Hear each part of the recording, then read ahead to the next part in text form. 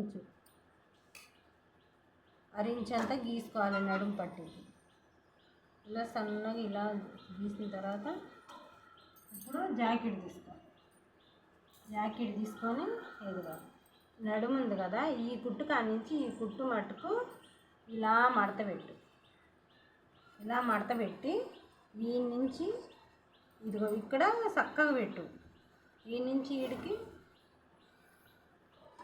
ఒక గీత, అంటే అసలు ఖర్చు 2 ఇంచులు, డాట్ ఏమో 1 ఇంచు. ఇలానే పెట్టి ఇప్పుడు బ్యాక్ పొడవు ఎంత ఉందని ఇది చూడాలి. ఇదిగో అసలు ఖర్చు. ఇప్పుడు ఈ బ్లౌజ్ ఇలానే పట్టుకొని ఈ భుజం కానించి ఉండమని ప్రాణా చెప్తా. ఈ భుజం నుంచి ఈ డాట్ దాకా ఇలా చూస్తుంటే సమానంగా పట్టుకొని జాకెట్ పొడవు ఎంత వచ్చిందని చూడాలి. ఇది ఇలా,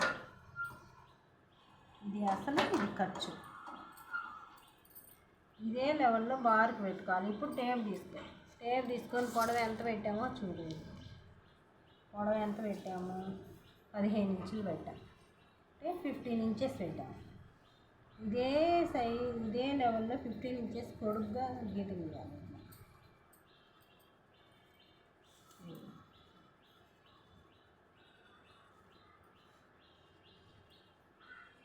ఇలా చక్కగా గీత గీసేసి ఇప్పుడు బ్లౌజ్ తీసుకొని